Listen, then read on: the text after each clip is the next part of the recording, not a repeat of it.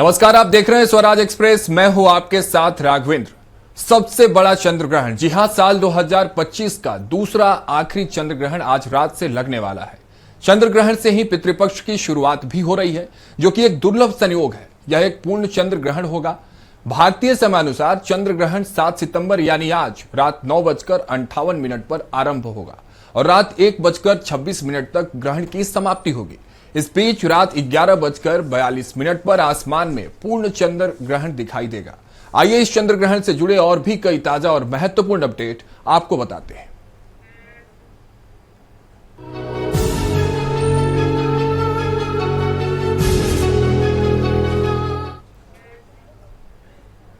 तो आज रात लगने वाला चंद्र ग्रहण साल 2025 का दूसरा और अंतिम चंद्र ग्रहण होगा। यह आंशिक चंद्र ग्रहण यानी पार्शियल लूनर इक्लिप्स होगा, जिसमें चंद्रमा का एक हिस्सा पृथ्वी की छाया में आएगा।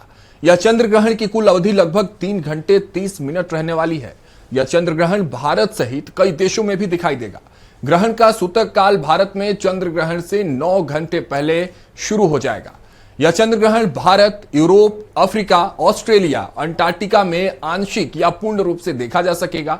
हिंदू धर्म में चंद्र ग्रहण को विशेष माना जाता है। सूतक काल के दौरान मंदिरों के द्वार बंद रहते हैं, पूजा पाठ भी वर्जित होता है, भोजन बनाना और खाना भी इस समय में वर्जित होता है।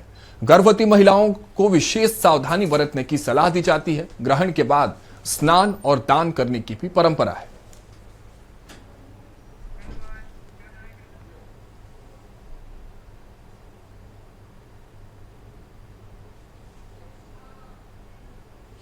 तो देखिए, चंद्र ग्रहण के प्रभावों की अगर बात कर ले तो चंद्र ग्रहण के प्रभाव से बालक, वृद्ध व्यक्ति और रोगी मुक्त हो जाते हैं। लेकिन हमारे यहां ग्रहण काल में सोना, खाना और पीना नहीं करना चाहिए। गर्भवती महिला को भी सोना नहीं चाहिए और चाकू का भी प्रयोग नहीं करना चाहिए। ये वो चीजें हैं जो आपको हम बता रहे हैं कि चंद्र ग्रहण में क्या करना चाहिए और क्या नहीं करना चाहिए। खाने की चीजों में तुलसी दल डाल देना चाहिए। ज्योतिर्वेदों की माने तो इस चंद्र ग्रहण का प्रभाव सभी 12 राशियों पर देखने को मिलेगा। लेकिन यह ग्रहण कुछ राशियों के लिए बहुत ही शुभ होने वाला है और कुछ राशियों के लिए बहुत ही अशुभ रहने वाला है। जिन राशियों के लिए चंद्र ग्रहण शुभ है उनमें शामिल है मिथुन, कर्क, वृश्चिक और मीन। यानी ये जो चारों राशियां हैं, इनके लिए चंद्र ग्रहण जो है वो खुशियों की बौछार लेकर आने वाला है। आज साल का आखिरी चंद्र ग्रहण लगने जा रहा है और आज से ही पितृपक्ष की भी शुरुआत हुई है। ज्योतिषियों के मुताबिक चंद्र ग्रहण पर पितृपक्ष का यह दुर्लभ संयोग पूरे 122 साल बाद बना है। आज रात लगने वाले चंद्र ग्रहण का सूतक कल दोपहर 12:57 शुरू हो चुका है। चंद्र ग्रहण का भारत पर सीधा सीधा प्रभाव देखने को मिलेगा।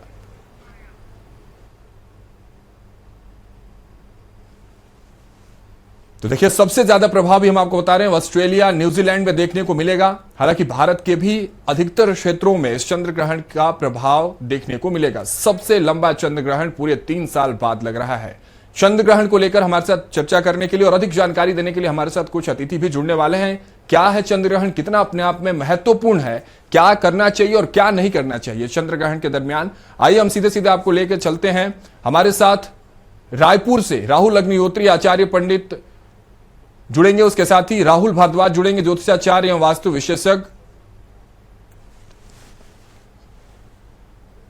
इनसे हम चर्चा करेंगे और इनसे आपको समझाने की कोशिश करेंगे कि चंद्र ग्रहण के आखिर प्रभाव क्या है, क्योंकि हिंदू धर्म में चंद्र ग्रहण को बेहद ही अशुभ घटना माना गया है।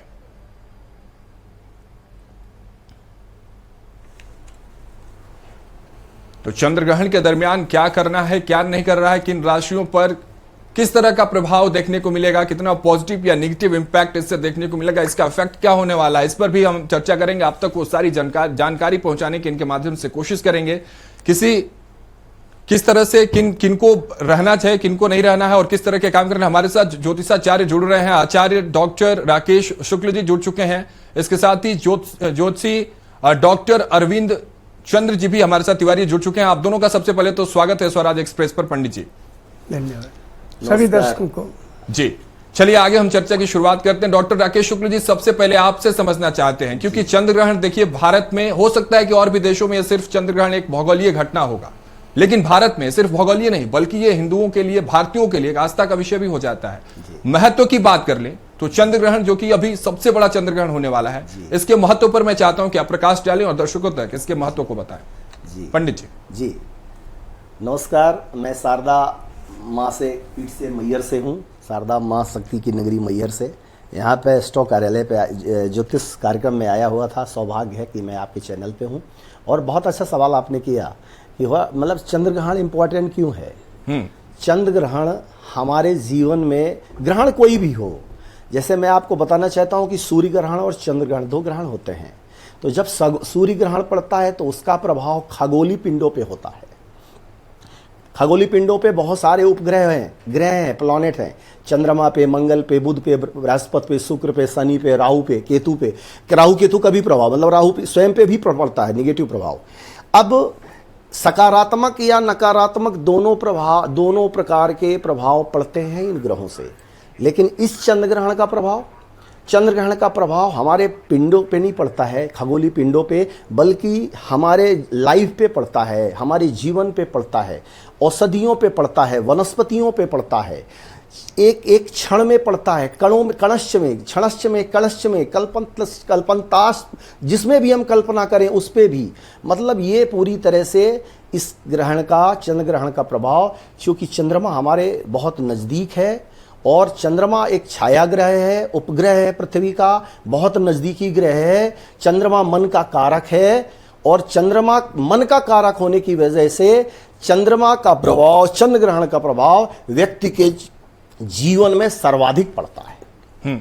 ठीक है, अरविंद जी आपसे समझना चाहते हैं, दर्शकों तो ये समझाइए, जिस तरह से पंडित जी भी कह रहे थे, राकेश जी भी ये बात कह रहे हैं कि मन का कारक होता है चंद्रमा। राशियों पर प्रभाव की बात कर लें, क्या प्रभाव किन राशियों पर देखने को मिलने वाला है? क्योंकि जितने भी जातक होते हैं राशियों को, वो भी इंतजार कर रहे होते हैं कि कितना शुभ या क्या अशुभ होने वाला उनके साथ।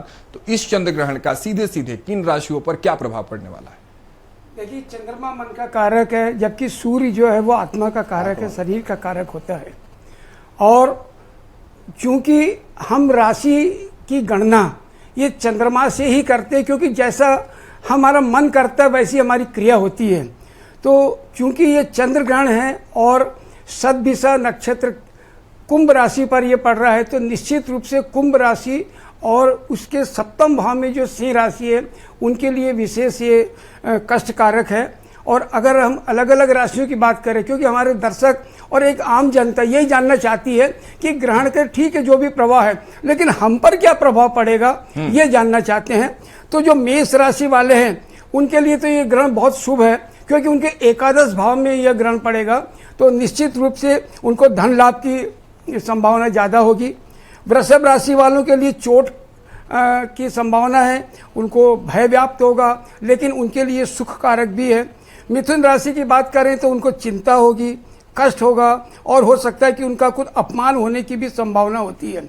कर्क राशि वालों की बात करें, कर्क राशि का स्वामी चंद्रमा है, चंद्रमा जल तत्व है और यह चंद्रमा पर ही है, तो स्वाभाविक है कि कर्क राशि वालों को खासतौर पे ज़्यादा कष्ट होता है और उनके लिए कोई ना कोई बीमारी होने की संभावना होती है। खासतौर पे अगर वो ग्रहण देखते हैं या ग्रहण में बाहर आते हैं तो उन पर इसका बड़ा अशुभ प्रभाव पड़ता है। पांचवा हम देखें, 5वीं राशि सिंह राशि आती है और सिंह राशि का स्वामी सूर्य है। सूर्य, पृथ्वी और चंद्रमा ये तीनों जब एक राशि में आते हैं, एक सीधी में आते हैं, तभी यह ग्रहण पड़ता है।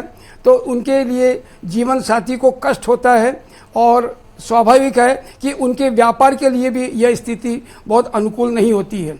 इसके बाद हम देखें कि कन्या राशि के लिए ये रोग और कष्ट का कारक है। ये तुला राशि के लिए धन हानि और चिंता की संभावना ज़्यादा होगी इसमें। और वृश्चिक राशि के लिए शारीरिक कष्ट है, लेकिन वो अगर कार्य सिद्धि करना चाहते हैं तो उनके लिए बहुत अच्छा समय है। ये ग्रहण काल में अगर वो मंत्र जाप करते हैं तो उनको इसका लाभ होगा। धनु राशि वालों के लिए तो बहुत अच्छा धन लाभ की संभावना है। मकर राशि वालों के लिए यह अपव्यय और धन हानि का कारक हो सकता है और कुंभ राशि के लिए तनाव और कष्ट का है। और जबकि मीन राशि के लिए यह ग्रहण चूँकि 12वें घर में आएगा तो हानि होने की संभावना उनके लिए ज़्यादा होती है। तो इसलिए हम ये कह सकते हैं कि चंद्र ग्रहण का जो प्रभाव है, चूँकि चंद्र ग्रहण है, मन का कारक है, इसीलिए बहुत से राशि वालों के लिए कुछ कष्टकारक है, कुछ के लिए लाभकारी है। चूँकि कुंभ राशि पर पड़ रहा है तो कुंभ राशि को हम जो है लग्न को अगर मानकर चलते हैं तो अलग अलग राशि के हिसाब से, जैसे हम लेते हैं मीन राशि, तो उसके लिए 12वें घर में ये ग्रहण पड़ जाता है। उन्हें जेल यात्रा की भी संभावना हो सकती है, कोर्ट कचहरी की संभावना हो सकती है, और भी कई प्रकार से उनको ये कष्ट हो सकता है।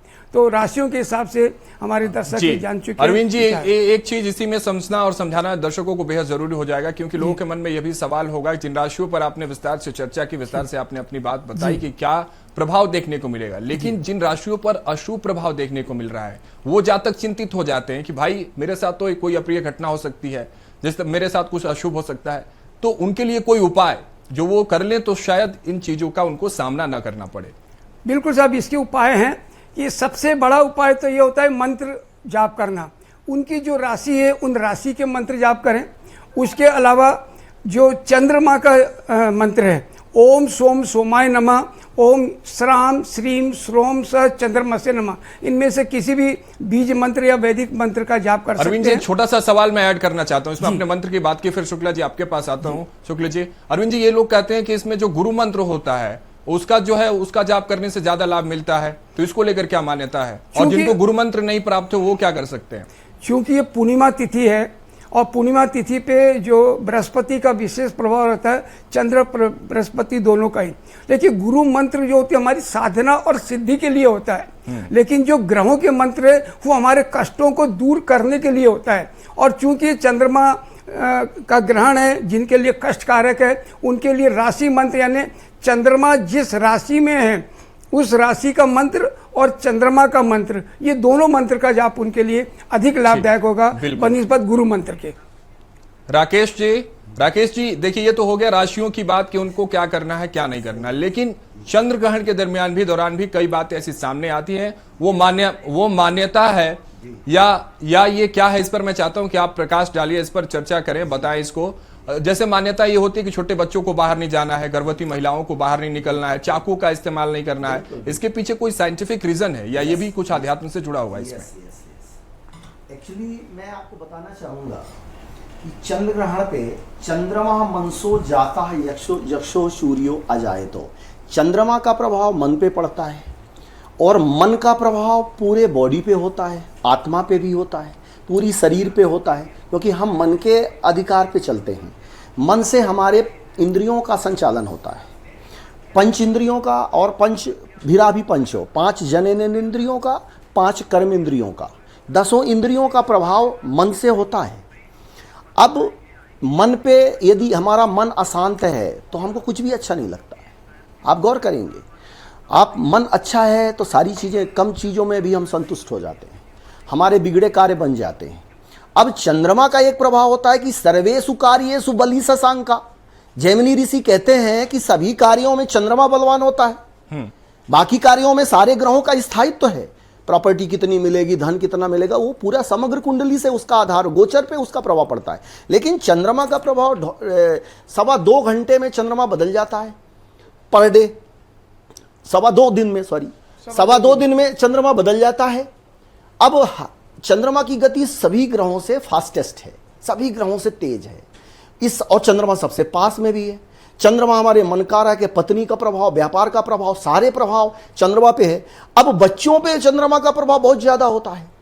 उसका कारण क्या है? चंद्रमा 2.25 दिन में बदलता है, यानी वो एक राशि से दूसरी राशि पे चला गया, मेष से वृष पे चला गया, अब हम वृष से मिथुन में चला गया, मिथुन से कर्क में चला गया, यानी वो ऐसे करके पूरे 30 दिन में बदल जाता है। समझ गए आप जी? तो उसका प्रभाव तो सब पे पड़ेगा, और बच्चों पे इसलिए पड़ता है कि वास्तव में बच्चे जो होते हैं वो बचपन में चंद्रमा से प्रभावित होते हैं। उनके मन में, क्योंकि वो मन से संचालित होते हैं, मन से चंचल होते हैं, तो मन चंचल है जिसका, वो चंद्रमा से प्रभावित है। चंद्रमा का गुण होता है बचपन में, उसके बाद मंगल का प्रभाव होता है, तो फिर धीरे से वो सूर्य का प्रभाव होता है, विद्या पढ़ता है, मंगल का प्रभाव होता है, गुरु का प्रभाव होता है, तो विवाह इत्यादि सारे कार्य करता है। जैसे जैसी अवस्था बढ़ती जाती है, फिर वृद्धावस्था में फिर से चंद्रमा का प्रभाव आ जाता है। आपने सुना होगा 55 के बाद बचपन, जी, यस नो, तो मैं 55 के बाद बचपन, यानी फिर से वो चंद्रमा जब व्यक्ति, यानी कि ये साइकिल चलता रहता है और चंद्रमा का प्रभाव हर वर्ग में, हर युवा होता है। स्त्री वर्ग में इसलिए ज्यादा होता है कि सप्तम भाव चंद्रमा का है, चंद्रमा से ही पत्नी के बारे में जानता है, क्योंकि मतलब चंद्रमा का कुल बात करें तो एक बड़ा प्रभाव। एक महत्वपूर्ण सवाल आप दोनों से मैं इस पे समझना चाहूंगा। अभी राशियों की बात हो रही थी, भारत की राशि की अगर बात कर लें, क्योंकि भारत की राशि पर इस चंद्र ग्रहण, क्योंकि 122 साल लंबे समय के बाद एक शुभ लग्न हम कह लें इसको, जिस तरह से आप दोनों बता रहे हैं कि एक अपने आप में बड़े ही शुभ कार्य घटने वाले हैं इस दरमियान, भारत पर क्या असर देखने को मिलेगा? सियासत की बात कर लें या वैश्विक पटल पर जिस तरह की भारत की अभी स्थितियां जो गतिविधियां देखने को मिल रही हैं, चाहे अमेरिका से तनाव की स्थिति देख लें, पाकिस्तान से युद्ध की बात हम देख लें, तो भारत पर किस तरह का प्रभाव इस चंद्र ग्रहण का देखने को मिलेगा? मैं दोनों से समझना चाहूंगा। सबसे पहले तो शुक्ल जी आपसे, फिर अरविंद जी आपसे समझना। जी, मैं देखिए राजनीतिक क्षेत्र में तो मैं कम बोलूंगा, बशर्ते भारत पे जरूर बोलूंगा। भारत पे चूंकि ये चंद्र ग्रहण पूरी तरह से दृश्य है, प्रभावशाली है, तो निश्चित ही भारत पर इसका प्रभाव पड़ेगा। अब भारत पे प्रभाव पड़ेगा तो मन पे चंद्रमा जिसका अधिकार होता है, चंद्रमा पे जहां जहां जिसका अधिकार है, अब पृथ्वी के उस भूखंड में कुछ समय के लिए चंद्र की जो किरणें हैं, जो चंद्रमा ही पोषित करता है, चंद्रमा ही अमृत प्रदान करता है, तो जो पॉजिटिव रेज हैं वो चीज नहीं आएगी। वो उस पे जहां जहां पे इसका प्रभाव रहेगा पूरी तरह से भारत पे रहेगा, तो जिस शहर पे ज्यादा प्रभाव रहेगा उस पे ज्यादा इफेक्ट करेगा। ठीक। अब रहा सवाल जिनका भी मन दूषित है, जिनका भी ग्रहण में जन्म कुंडली में चंद्रमा कमजोर है, जिनको भी बीमारियां हैं, वो लोग सावधान रहें। बच्चों के लिए भी प्रभावकारी रहेगा। ठीक है। अब जैसे स्त्रियों के लिए भी जिन राशियों में पंडित जी ने बताया कि अफेक्टेड है, वो लोगों पे प्रभाव रहेगा। अब उनके कैरियर पे भी प्रभाव रहेगा, क्योंकि चंद्रमा बिजनेस का भी प्रभाव है, चंद्रमा राजनीतिक योग भी बनाता है। अब चंद्रमा गुरु से मिलकर के गज केसरी जैसा योग बनाता है, आप समझ रहे हो।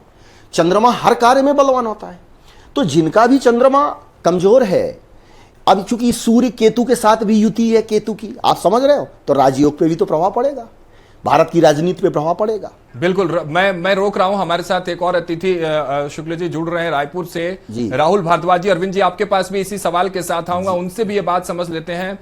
राहुल जी, जिस तरह से हम अभी बात कर रहे थे, क्योंकि ये 122 साल के बाद इस तरह की जो घड़ी देखने को मिली है वो देखने को मिल रही है, इसका असर हम बात कर रहे थे, भारत पर असर, भारत की राजनीति पर असर, भारत की सियासी गलियारों में कितना असर, और जिस तरह से प्रधानमंत्री को लेकर बात हो रही है, प्रधानमंत्री की कुर्सी को लेकर बात हो रही है, राजनीतिक गलियारों में जो चर्चा है उन पर असर, और भारत का वैश्विक पटल पर किस तरह का रिश्ता देखने को मिल सकता है? नमस्कार, सभी आदरणीयों को प्रणाम। और आज के इस कार्यक्रम में मुझे बुलाने के लिए भी चैनल का बहुत बहुत धन्यवाद। राघवेंद्र जी, जैसे आपने कहा कि भारत की राजनीति पर क्या असर पड़ सकता है, और अगर भारत की राशि को लिया जाए, हम यहाँ पर जो नाम लेंगे भारत, तो भारत की जो राशि बनेगी वो मकर बनती है, और उसके अनुसार अगर देखा जाए तो निश्चित रूप से यह जो ग्रहण है यह बहुत अच्छा रहने वाला है, क्योंकि चंद्रमा हमारे भारत नाम की राशि से द्वितीय भाव में गोचर करेंगे, जो कि धन संपदा के कारक के रूप में देखे जाएंगे। और वो तो संयोगवश आज ऐसा है कि संडे है तो मार्केट आज क्लोज है। अगर आज मार्केट ओपन होता, शेयर मार्केट आज ओपन होता, निश्चित रूप से आज आपको तेजी देखने को जरूर मिलती, और इसका कुछ असर आपको कल भी देखने को मिलेगा। संभवतः कल भी मार्केट कुछ अच्छा मूव करे, शेयर मार्केट में अच्छी तेजी देखने को मिले। जैसा कि आपने कहा कि अभी भारत की राजनीति का एक सूत्रीय नाम अगर कोई है तो वो आदरणीय प्रधानमंत्री श्री नरेंद्र मोदी जी हैं। और अगर उनकी राशि से अगर हम देखेंगे तो 8, 9, 10 और 11 अर्थात चतुर्थ भाव के अंदर अभी जो है यह चंद्रमा गोचर कर रहे हैं उनकी नाम राशि से। जैसा कि मुझे उनकी कुंडली का बहुत अच्छे से अध्ययन मैंने किया हुआ है, और उनकी वास्तविक जो कुंडली है उसमें भी उनकी वृश्चिक राशि ही है, उनका बोलते हुए नाम की और उनकी रियल जो राशि है दोनों सेम है। तो निश्चित रूप से यह चंद्र ग्रहण उनके लिए भी फायदे का सौदा रहेगा। और आने वाले दिनों में जिस प्रकार की होशपोश राजनीतिक तौर पर देखी जा रही है, बड़े व्यापारिक संगठनों के साथ में कुछ मतभेद की बातें भी सामने आ रही हैं, यह भी धीरे धीरे दूर होंगी। अन्य देशों के साथ साथ जनता का जैसा समर्थन उन्हें मिलता रहा है, पुनः वैसा समर्थन मिलेगा। यह चलिए। भी संभव है कि इस वर्ष बड़ा कोई फेरबदल भारतीय राजनीति में देखने को मिले, मगर इन सब के बावजूद जनता का सपोर्ट नरेंद्र मोदी जी के साथ जरूर रहेगा। ठीक है, बहुत धन्यवाद आचार्य जी। हमारे साथ अरविंद जी जुड़े हुए। अरविंद जी, आपसे भी समझना चाहते हैं, जिस तरह से व्यक्तिगत प्रभाव की तो हमने बात कर ली, भारत के प्रभाव को लेकर हम चर्चा कर रहे थे। आखिरी सवाल मैं आपसे समझना चाहता हूं और चाहता हूं कि इस पूरी चर्चा को आप कंक्लूड कर दें। ओवरऑल अगर प्रभाव भारत के लेकर कह दें, या क्या पॉजिटिव एस्पेक्ट अब भारत के लिए देखने को मिलेगा? और जिस तरह से राहुल जी बात कर रहे थे, मोदी जी के व्यक्तिगत राशि का भी प्रभाव देखने को मिलेगा वैश्विक मंच पर और सियासी गलियारों में भी। भारत के लिए कितना प्रभावी है ये चंद्र ग्रहण? देखिए, मोदी जी की वृश्चिक राशि ये वृश्चिक लग्न है और उनकी राशि से चौथे यानी कुंभ राशि पर ये ग्रहण पड़ रहा है। चौथा भाव माता का कारक होता है। और देखिए, वर्तमान में इस ग्रहण के पहले ही उनकी माता जी के बारे में बड़ा अपशब्द कहे गए थे, जो कि उनको ये प्रभावित करता है कि ग्रहण के आसपास ही उनको निश्चित रूप से मानसिक कष्ट हुआ होगा और ये उनके व्यक्तिगत प्रभाव पर है। लेकिन हम यहाँ देखें कि जो चौथे घर में अगर कोई पापी ग्रह है तो इसका मतलब कि 10वें घर में भी कोई पापी ग्रह है, और 10वां ग्रह तो बहुत क्रूर होता है। और निश्चित रूप से भारत की कुंडली को अगर हम देखें और भारत के दृष्टिकोण से देखें तो विश्व पटल पर ये बहुत अच्छा भारत के लिए है। और जो कुछ अभी तक हम अंडर शेडो में थे, यानी जो हमारी प्रतिभाएं सामने नहीं आ रही थी, वो सारी प्रतिभाएं भारत की आई। टेक्नोलॉजी के क्षेत्र में अगर हम कहें, क्योंकि देखिए राहु जो है वो तकनीकी ज्ञान का भी कारक माना गया है और नई नई खोज अन्वेषण के रूप में भी माना गया है।